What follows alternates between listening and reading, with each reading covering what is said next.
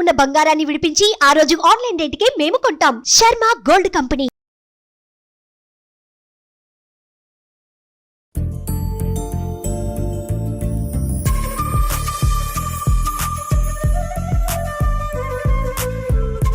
మనం దేశంలో ఎన్నెన్నో దేవాలయాలు, ఎంతో ప్రాచుర్యం కలిగిన దేవాలయాలు, ఎంతో శిల్పకళ ఉన్న దేవాలయాలు, ఎంతో చరిత్ర ఉన్న దేవాలయాలు, ఎంతో విగ్రహాలకు ఎంతో ప్రభావం ఉన్న విగ్రహాలను మనం అదేవిధంగా వివిధ రకాల దేవాలయాలను మన దేశంలో చూస్తుంటాం. కానీ మహాత్ముడికి కూడా ఒక పెద్ద గుడి కట్టి అందులో ప్రతిరోజు ఒక దేవాలయంలో అంటే సంస్కృతి సంప్రదాయాలను ప్రతిబింబించే విధంగా దీప నైవేద్యాలు ఏ విధంగా అయితే చేస్తామో అదే తరహాలో మహాత్ముడికి కూడా ఒక గుడి కట్టి ఇక్కడే మహాత్ముని చరిత్రను ప్రపంచానికి తెలపాలి. అదేవిధంగా మహాత్ముడు దైవంతో సమానం. ఈ దేశానికి స్వాతంత్రం తెచ్చిన ఈ ప్రక్రియలో ఎంతో గొప్ప స్థానం మహాత్మా గాంధీకి ఉంది. సో ఈయన యొక్క గొప్పతనాన్ని ప్రపంచానికి చాటి చెప్పాల్సిన అవసరం ఉందని భావించిన కొంతమంది మహాత్మా గాంధీకి ఒక గొప్ప దేవాలయాన్ని కట్టిరు. ప్రపంచంలో ఎక్కడా లేని విధంగా నల్గొండ జిల్లాకు సంబంధించి చిట్యాల సమీపంలో ఉన్న పెద్ద కాపర్తి దగ్గర మనం ఉన్నాం. మహాత్ముని గుడి ఇక్కడే ఉంది. దాదాపు 4 ఎకరాల విస్తీర్ణంలో ఈ దేవాలయాన్ని నిర్మించారు. ఇక్కడ అనేకమైన విషయాలు ఉన్నాయి. అంటే ప్రపంచంలో మహాత్ముడికి అక్కడక్కడ దేవాలయాలు మనం వింటుంటాం. కానీ ఒక దేవాలయంలో దీప నైవేద్యాలు ఏ విధంగా అయితే చేస్తామో ప్రతిరోజు అలాంటి ప్రక్రియ ప్రతిరోజు పూర్తిగా ఒక దేవాలయంగానే ఇక్కడ ఆ మహాత్ముడికి నిర్మించడమే కాదు, ఇక్కడ ప్రతిరోజు ఆ ప్రక్రియ కూడా జరుగుతుంటుంది. ఒక 2 పూజారులతోటి ఇక్కడ ప్రతిరోజు నిత్య పూజలు, వివిధ రకాల కార్యక్రమాలు ప్రత్యేకంగా నిర్వహిస్తుంటారు. దాని గురించి పూర్తి వివరాలు మనం తెలుసుకుందాం. ఇప్పటివరకు మనం చెప్పుకున్న మహాత్ముడి దేవాలయానికి వచ్చినాం.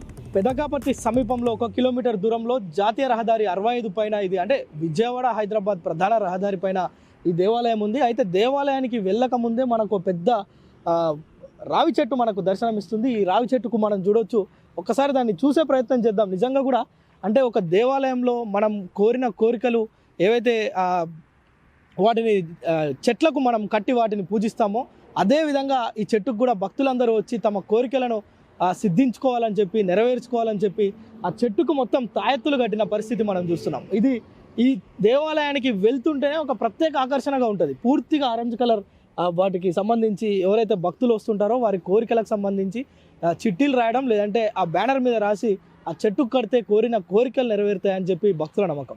ఆలయానికి సంబంధించి ప్రధాన ద్వారం ఎదుట ఉన్నాం. మనం చూడొచ్చు మహాత్మా గాంధీ గుడి. వందే దైవం వందే గాంధీ. సో ఇట్లా ఇది ఒకటే కాదు, ఈ గోడల మీద కూడా అనేకమైన మనకు ఏదైతే గాంధీజీ సిద్ధాంతాలు ఉన్నాయో, గాంధీజీ చెప్పిన మంచి మాటలు ఏవైనా ఉన్నాయో, ప్రజలు ఏవైతే అనుసరించదగ్గ అంశాలు ఉన్నాయో ప్రతి ఒక్కటి కూడా ఈ గోడలపైన రాసినాం. వాళ్ళు ఆలయ కమిటీ సభ్యులు ఈ గోడల మీద మొత్తం పొందుపరిచారు. అంటే గాంధీ చెప్పిన సూక్తులు ఏవైతే ఉన్నాయో పూర్తిగా అంటే దేవుడు లేడు, స్వర్గంలో లేడు, నరకంలో ఉన్నాడు అందరిలో అని చెప్పి ఇలాంటి అనేక కొటేషన్స్ ఇక్కడ మనం ఇదొకటే కాదు, ప్రతి గోడ మీద ప్రతి దగ్గర కూడా గాంధీజీ చెప్పిన సూక్తులు ఉన్నాయి. అయితే ఇది ప్రధాన ద్వారం. ఇది గాంధీ దేవాలయానికి సంబంధించి మనం లోపలికి వెళ్తున్నాం. మరిన్ని విషయాలు లోపలికి పోయి తెలుసుకుందాం. గాంధీ గుడి లోపలికి వెళ్ళే ముందే మనకు మామూలుగా హిందూ దేవాలయాల్లో కనిపించినట్లుగా ఒక ధ్వజస్తంభం ఇక్కడ మనకు మొదట్లో అంటే ఆలయానికి లోపలికి వెళ్ళకముందే మనకి ఇక్కడ దర్శనమిస్తుంది. అయితే జనరల్గా ధ్వజస్తంభాల ఎదుట ప్రత్యేకంగా పూజలు అవి చేస్తుంటారు. కానీ ఇక్కడ మాత్రం కొన్ని కొటేషన్స్ ఉన్నాయి. చాలామందిని ఆకర్షించే విధంగా కొన్ని కొటేషన్స్ అయితే ఉన్నాయి. ఒకసారి చూద్దాం. నిజంగా వందే దైవం వందే గాంధీ అనడంతో పాటు కష్టాలు ఎవరికి ఊరికే రావు, ఓట్లు అమ్ముకుంటేనే వస్తాయి.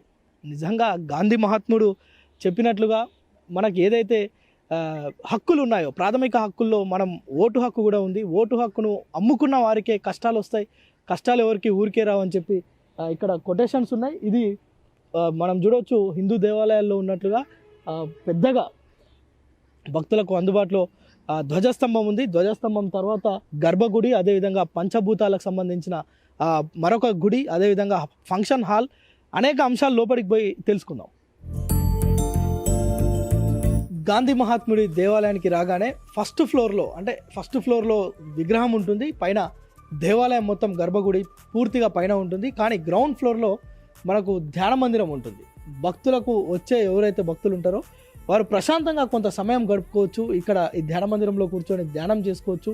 అలా ప్రశాంతమైన వాతావరణాన్ని ఇక్కడ అనుభవించవచ్చు. So at the same time Gandhi మహాత్ముడు చూపించిన బాటల్లో నడిచే కొందరు ఇక్కడ కొన్ని టబ్స్ పెట్టిరు, మనం చూడొచ్చు. ఇక్కడ కొంత ప్రత్యేక ఆకర్షణగా ఉన్నాయి. ఈ దేవాలయానికి వచ్చిన ప్రతి ఒక్కరు కూడా ఏంటి ఇక్కడ బుట్టలు పెట్టి వాటిలో బట్టలు వేసిరని చెప్పి అడుగుతున్నారు. అయితే ఇక్కడ ఆలయ కమిటీ సభ్యులను కనుక దీని గురించి అడిగితే, ఎవరైతే బట్టలు ఇంట్లో ఖాళీగా అంటే వాడి వదిలేసిన కొంచెం మంచి బట్టలు ఇస్తే వేరే వాళ్ళు వేసుకోగలిగిన బట్టలు ఏవైతే ఉంటే అవి తెచ్చి ఇక్కడ గాంధీ గుడిలో ఈ టబ్స్లో వేస్తే అవసరం ఉన్నవారు స్వచ్ఛందంగా తీసుకెళ్తుంటారంట. చాలామంది భక్తులు ఇక్కడికి వచ్చే ముందు ఇంట్లో వాడనివి లేదంటే టైట్ అయినాయని చెప్పి లేదంటే కొంత పాతగా అయినాయని చెప్పి పక్కన పెట్టేస్తుంటారు. అలాంటి వాటిని తెచ్చి ఇలా టబ్స్లో పెడితే చూడవచ్చు మనం అన్ని రకాల చిన్నపిల్లలకు సంబంధించిన బాటిల్స్, అదేవిధంగా చీరలు, చిన్నపిల్లల బట్టలు, ఇలా అన్ని రకాల బట్టలు కూడా ఇక్కడ ఉన్నాయి. ఇక్కడ ఒక ప్రత్యేక ఆకర్షణగా అంటే సేవే మార్గం సేవే లక్ష్యం అనే వారి కోసం ఇది ఏర్పాటు చేసిరని కూడా చెప్తున్న పరిస్థితి ఉంది. ఇక మనం పైకి వెళ్దాం. పైన దేవాలయానికి సంబంధించిన పూర్తి వివరాలు, అసలు ఏంటి ఇక్కడ ఉన్న ప్రత్యేకతలు, ఇక్కడ ఉన్న కార్యక్రమాలు, విధి విధానాలు, వీటన్నిటిని తెలుసుకుందాం.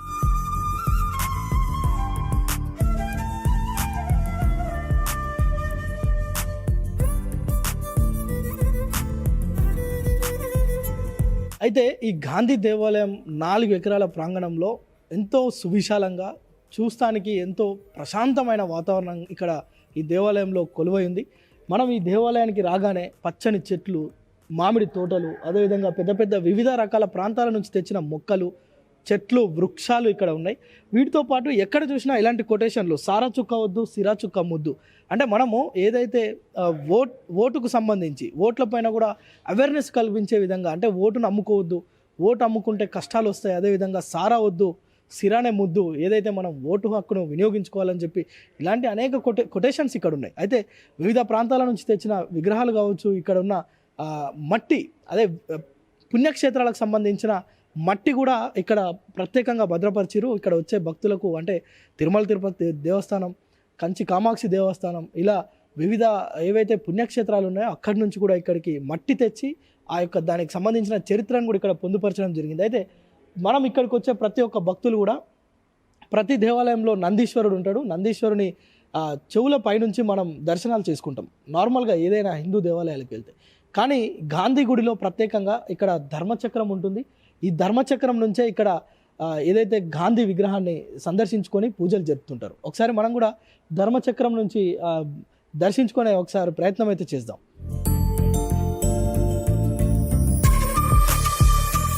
ఇలా గాంధీ మహాత్ముని ఈ ధర్మచక్రం నుంచి దర్శించుకున్న తర్వాత భక్తులంతా ఒక్కసారి ఏదైతే నల్ల రాతితోటి అతిపెద్ద విగ్రహం, ఇది ఎక్కడ లేని విధంగా ఒక నల్ల రాతి నుంచి, నల్ల రాతి ద్వారా ఈ యొక్క విగ్రహాన్ని చెక్కడం జరిగింది. దీన్ని ఇక్కడ ప్రతిష్ఠించడమే కాదు, ఇక్కడ ప్రతిష్ఠించిన నాటి నుంచి ఈ రోజు వరకు కూడా నిత్య పూజలు అందుకుంటున్నాడు గాంధీ మహాత్ముడు.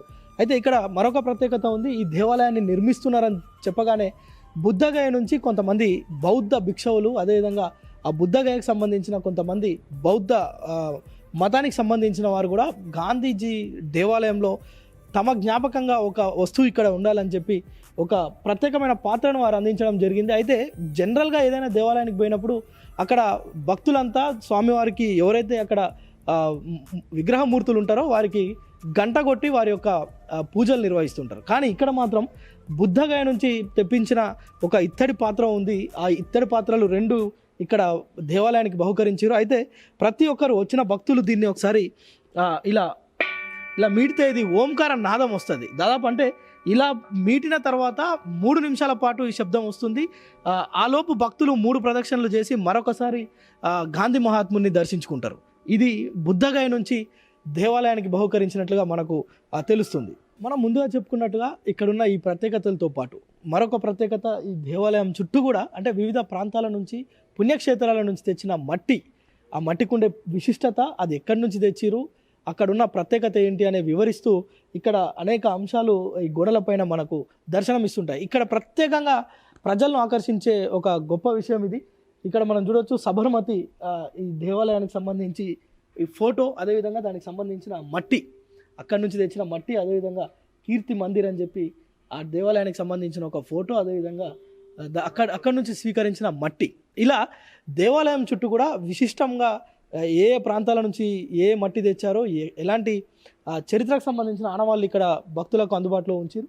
మనం చూడొచ్చు ఈ దక్షిణేశ్వర్ కాళీమాత టెంపుల్కి సంబంధించి మట్టి ఇక్కడ పొందుపరచడం జరిగింది. అంటే ఆ పుణ్యక్షేత్రం నుంచి ఆ మట్టి తీసుకొచ్చి ఇక్కడ భక్తులకు అంటే దర్శనం రూపంగా ఇక్కడ ఉంచుతున్నారు. అదేవిధంగా దండి మార్చ్ అంటే గాంధీజీ ఎప్పుడైతే మార్చ్ పాదయాత్ర చేపట్టారో దానికి సంబంధించి ఆయన నడిచిన మట్టి ఇక్కడ భక్తులకు అందుబాటులో ఉంచారు.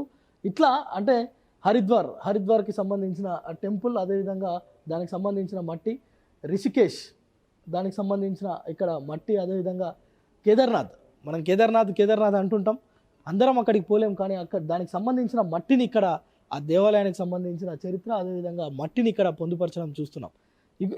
ఇక్కడ ఇంకొక ప్రత్యేకత ఉంది. అంటే గాంధీ మహాత్ముడు సబ్బండ వర్ణాలకు ఆయన మహాత్ముడుగా మనం చెప్తున్నాం. చరిత్ర కూడా అదే చెప్తుంది. కనుక ఇక్కడ అన్ని మతాలకు సంబంధించి, ఇది కేవలం ఏదో ఒక మతానికి సంబంధించి కాదు, అన్ని మతాల వారు గాంధీజీని అనుకరిస్తుంటారు, ఆయన చెప్పిన సూక్తులను పాటిస్తుంటారు, ఆయన చూపిన బాటలో నడుస్తుంటారు. సో అందుకోసం అన్ని మతాలకు సంబంధించిన దైవ గ్రంథాలు, మతపరమైన గ్రంథాలను కూడా ఇక్కడ అందుబాటులో ఉంచారు. అంటే ఇట్లా మనం అనేక ఏదైతే మతాలు ఉన్నాయో క్రిస్టియన్స్, అదేవిధంగా ముస్లిమ్స్, హిందువులు, అదేవిధంగా సిక్, ఇలా ఎవరైతే ఉన్నారో వారికి సంబంధించిన పూర్తిగా ఇక్కడ చూడవచ్చు. గీతా మకరందం, అదేవిధంగా సత్యశోధక ఆత్మలేఖ గాంధీజీ రాసిన ఒక పుస్తకం, అదేవిధంగా పరిశుద్ధ గ్రంథం బైబిల్, అదేవిధంగా పవిత్ర ఖురాన్ మరొక అంటే సిక్కులకు సంబంధించిన ఒక గ్రంథం, ఇలా అన్ని మతాలకు సంబంధించిన గ్రంథాలు ఇక్కడ పొందుపరచడం జరిగింది. అంటే కేవలం ఇదేదో ఒక మతానికి సంబంధించింది కాదు, ఒక జాతికి సంబంధించింది కాదు అని చెప్పే ప్రయత్నం ఈ దేవాలయ కమిటీ చేసిందని చెప్పవచ్చు. అయితే ఇలా చుట్టూ కూడా అంటే అటు కొన్ని ప్రత్యేకతలు ఉంటాయి, మరొకసారి ఇటు కొన్ని ప్రత్యేకతలు ఉన్నాయి. సేమ్ ఇక్కడ కూడా మహాలక్ష్మి అమ్మవారి టెంపుల్ ముంబైకి సంబంధించిన ఆ దేవాలయం మట్టి ఇక్కడ ఏర్పాటు చేశారు. అదేవిధంగా మధురై శ్రీకృష్ణుని జన్మస్థలం ఏదైతే ఉందో దానికి సంబంధించిన మట్టి, ఇలా మధుర మీనాక్షి, అదేవిధంగా ముంబాదేవి, రామేశ్వర్ టెంపుల్, ఇలా ప్రతి దేవాలయానికి సంబంధించిన మట్టి ఇక్కడ పెట్టడం, వాటితో పాటు కొన్ని సూక్తులు దానికి అంటే దేవాలయాలకు సంబంధించిన కొన్ని మంత్రోచ్చరణలు కూడా ఇక్కడ అందుబాటులో ఉంచారు. అంటే ఏదైతే ఈ దేవాలయానికి వచ్చే ఏ వర్గానికి సంబంధించిన ప్రజలైనా కొంత మనశ్శాంతిగా ఇక్కడ కొద్ది సమయం గడపడం, గాంధీజీ చరిత్రను తెలుసుకోవడం, ఈ దేవాలయంలో కొంత మనస్ఫూర్తిగా ఆహ్లాదకరమైన ప్రాంతం కావడంతో చూడవచ్చు. మనం చుట్టుపక్కల మొత్తం పూర్తిగా పచ్చని పొలాలు, ఇక్కడ మామిడి తోట, అదేవిధంగా పెద్ద పెద్ద వివిధ రకాల వృక్షాలు, ప్రశాంతమైన వాతావరణంలో గాంధీ గుడి నిలవై ఉందని చెప్పుకో. ఇలా ఈ దేవాలయంలో ఎక్కడ చూసినా ఏదో ఒక వింత, ఎక్కడ చూసినా ఏదో ఒక చరిత్రకు సంబంధించిన ఆనవాళ్ళు, ఇలా అనేక అంశాలతో కూడిన ఈ దేవాలయం నిజంగా కూడా ప్రపంచంలోనే ఎక్కడ లేదు. మనం ముందే చెప్పుకున్నాం, ప్రపంచంలో ఎక్కడ కూడా గాంధీ దేవాలయాలు ఉండొచ్చు, కానీ ధూపదీప నైవేద్యాలు ప్రతిరోజు ఇక్కడ ధూపదీప నైవేద్యాలు చేసే ఏకైక దేవాలయం ఇది. 4 ఫీట్ల నల్లరాతి విగ్రహం ఇక్కడ కొలువై ఉంది. ఈ గాంధీ మహాత్ముని దర్శించుకునేందుకు దేశంలోని వివిధ ప్రాంతాల నుంచి కూడా ఇక్కడికి వస్తుంటారు. ముఖ్యంగా గాంధీ జయంతి, వర్ధంతి వేడుకలు ఇక్కడ ఘనంగా నిర్వహిస్తారు. వాటితో పాటు ప్రతినిత్యం కూడా పూజలు నిర్వహిస్తూ వివిధ ప్రాంతాల నుంచి, అంటే ఇది ప్రధానంగా మనం చూస్తున్నాం అద్దంకి, నల్గొండ, విజయవాడ, హైదరాబాద్ విజయవాడ రహదారి కావడంతో తెలంగాణ, ఆంధ్ర, అదేవిధంగా ఈ జాతీయ రహదారి కలుపుకొని పోయే వివిధ రాష్ట్రాలకు చెందిన భక్తులు కూడా ఇక్కడ దర్శించుకొని వెళ్తుంటారు. అయితే దీనికి సంబంధించి ప్రతిరోజు ఎలాంటి పూజా కార్యక్రమాలు నిర్వహిస్తారు, ఇక్కడికి ఎవరెవరు వస్తుంటారు, ఎప్పుడెప్పుడు ఏమేమి కార్యక్రమాలు జరుగుతాయో ఇక్కడ ఆలయ అర్చకులు ఉన్నారు, ఒకసారి మాట్లాడే ప్రయత్నం చేద్దాం. సార్ చెప్పండి, ఇక్కడ ప్రతినిత్యం గాంధీ దేవాలయం ఏర్పాటు చేశారు, ఎలాంటి పూజా కార్యక్రమాలు ఇక్కడ నిర్వహిస్తుంటారు? ప్రతిరోజు సుప్రభాతము, ప్రసాద నివేదన ఇవన్నీ చేస్తామన్నట్టు. చేసిన తర్వాత భక్తులు ఎవరైనా వస్తే అప్పుడు వాళ్ళ పేరు మీద గోత్రనామార్చన కూడా చేస్తాము. అలాగే కొంతమంది నిత్య వాళ్ళ పెళ్లి రోజు, పుట్టినరోజు సందర్భంగా వాళ్ళ పేర్లు నోట్ చేసుకోబడ్డాయి, వాళ్ళ పేరు మీద కూడా మేము వీడియో అర్చన చేసి వీడియో పంపిస్తాము. ఇక్కడ ప్రతిరోజు నిత్య అన్నప్రసాదం ఉంటుంది, వాళ్ళ పేరు మీద మేము అన్నప్రసాద వితరణ కూడా చేస్తామన్నట్టు ప్రతిరోజు. ఇక్కడ మహాత్మా గాంధీలో నిత్యం జరిగే కార్యక్రమాలు ఇవి. ప్రత్యేకంగా ఏం చేస్తుంటారు ఇక్కడ? ప్రత్యేకంగా మహాత్ముడు ఇక్కడ దైవ స్వరూపం అని భావించి మహాత్మా చారిటబుల్ ట్రస్ట్ వాళ్ళు కట్టించారు. ఇక్కడ మహాత్మా గాంధీ దేవుని దర్శనంతో పాటు ఆయన పుట్టిన ఇల్లు, సబర్మతి ఆశ్రమం, రాజ్ఘాట్, గాంధీజీ స్మృతి నుంచి మట్టి తెచ్చారు. అవి కాకుండా కొన్ని పుణ్యక్షేత్రాల నుంచి తెచ్చారు. తెచ్చి వివిధ పిల్లర్స్కు ప్రతిష్టాపన చేశారు గాజుపెట్టెలలో. ఉదాహరణకు అనంత పద్మనాభాలయము, బద్రీనాథు, వైష్ణోదేవి, త్రివేణి సంగమం, అలాగే గర్భగుడి వెనుక వైపు మీరు చూశారు కదా, వివిధ మత గ్రంథాలు ఉన్నాయి. అలాగే కుడివైపు నవగ్రహ మండపం ఉంది. ఎడమ వైపు పంచభూత విగ్రహాలు. మనం పంచభూతాల పేర్లు వింటాం కానీ విగ్రహాలు ఎక్కడ లేవు ఇక్కడ. అంటే ఇది సంపూర్ణంగా మహాత్మా గాంధీ దేవాలయము. ఇక్కడ చెప్పాలంటే మహాత్ముని పేరు మీద ఎక్కడైనా దేవాలయాలు ఉన్నప్పటికీ ఇక్కడ నల్లరాతి విగ్రహం, అభయహస్తంతో కూడుకున్నటువంటి విగ్రహం, విగ్రహ ప్రతిష్టాపన ఇవన్నీ రోజు ధూప దీప నైవేద్యం జరుగుతున్నటువంటి ఆలయం కాబట్టి ఈ గుడి ప్రపంచంలోనే మహాత్మా గాంధీ గుడి ప్రత్యేకమైనది. ఇంకా చెప్పాలంటే ఇక్కడ అనేక విదేశీయులు వచ్చారు. అమెరికా ఒక ఆంగ్లో ఇండియను, అమెరికా యువతి ఇద్దరు కలిసి మహాత్మా గాంధీ గుడి మీద రీసెర్చ్ కూడా చేసుకోపోయారు. అలాగే చాలామంది అమెరికన్ పర్యాటకులు, విదేశీ పర్యాటకులు వస్తారు, వివిధ రాష్ట్రాల నుంచి వస్తారు. ఈ మహాత్మా గాంధీ గుడి గురించి చెప్పాలంటే సుమారుగా ఒక 10 నుంచి 20 దేశ పత్రికలలో కూడా ప్రచురించబడిందని కూడా మాకు తెలుస్తుంది. వాళ్ళు చెప్పారు, మెసేజ్ పెట్టారు. అలాగే ఇక్కడ ప్రత్యేకత ఏంటంటే ఇక్కడ ఒక సామాన్యుడే ఇక్కడ విఐపి. ఇక్కడ అత్యంత ప్రత్యేక కింద ఒక హాల్లో ఏర్పాటు చేయబడ్డది. వెండి సింహాసనము, వెండి కిరీటం ధరించి, వెండి శటాదితోనే ఆశీర్వచనం ఇచ్చి, వెండి పళ్ళెంలో ప్రసాదం స్వీకరించే విధంగా పుట్టినరోజు మరియు పెళ్లి రోజు సందర్భంగా ఏర్పాటు చేయబడ్డది. అంటే ఇక్కడ సామాన్యుడు తాను ఒక ఉన్నతముగా పుట్టినరోజు పెళ్లి రోజు జరుపుకోవాలంటే మహాత్మా గాంధీ గుడిలో అట్టే అవకాశం ఉందన్నట్టు. ఎక్కడ కూడా మనకు ఆ విధంగా లభించదు. ఆ విధంగా ఇంకా చెప్పాలంటే మహాత్మా గాంధీ గుడి ఒక మహిమాన్వితమైన క్షేత్రం. అసలు నేను 2016 నుంచి ఇక్కడ పూజారిగా చేస్తున్నాను. వాళ్ళు ఇక్కడికి వచ్చే భక్తులు వచ్చిన వాళ్ళు మళ్ళీ వస్తుంటారు. వాళ్ళ అనుభవం చెప్తుంటే నాకే ఆశ్చర్యం వేస్తుంటుంది. ఇది నిజమేనా అనిపిస్తుంది. వాళ్ళు ఏం చెప్తారంటే, మేము ఏదైతే కొన్ని రోజులుగా మాకు ఇది మేము ఒకటి ఎదురు చూస్తున్నాము, ఉద్యోగంలో ప్రమోషన్ కానీ, ఉద్యోగం కానీ, వివాహం కానీ, ఆరోగ్యం గురించి కానీ, ఆర్థిక ఇబ్బందులు కానీ, మాకు ఈ సమస్యలతో కొట్టుమిట్టాడుతున్నప్పుడు మహాత్మా గాంధీ గుడి దర్శనం చేసుకున్న కొన్ని రోజులలోనే, నెలలు కూడా కాదు, కొన్ని రోజులలో 1, 2, 3, 4 రోజులలో వాళ్ళ సమస్య పరిష్కారమయ్యి వాళ్ళ అనుభవాన్ని ఇక్కడ వచ్చి వాళ్ళు చెప్పిన సందర్భాలు చాలామంది, 100ల మంది ఉన్నారు.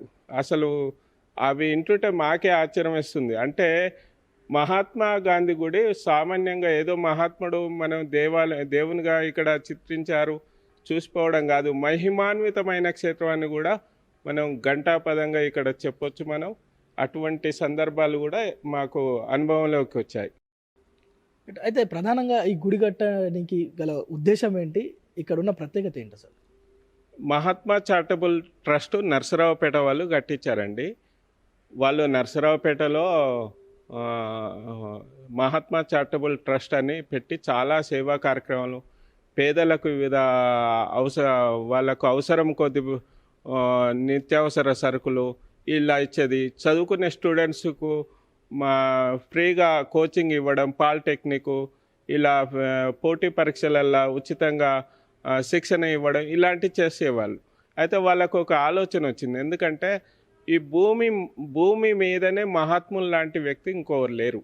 మీరు ఏ దేవుని చరిత్ర చూడండి, ఘంటాపదంగా చెప్పొచ్చు. ఒక సత్యాగ్రహంతో శాంతియుతంగా పోరాటం చేసినటువంటి మహనీయుడు మహాత్ముడు. అంటే దైవమే ఆయన రూపంలో వచ్చి మనకు సత్యాగ్రహము, మనం ఏదైనా కొట్లాడాలంటే శాంతియుతంగా కొట్లాడాలి, రక్తపాతాలను విడనాడాలి. ఇప్పుడు రష్యా ఉక్రెయిన్ యుద్ధం అవుతుంది. అసలు ఏంది, ఎవరెవరో కనిపెట్టారు, అణుబాంబులు కనిపెట్టారు, కానీ సత్యాగ్రహం ఒక మహాత్ముడే కనిపెట్టాడు.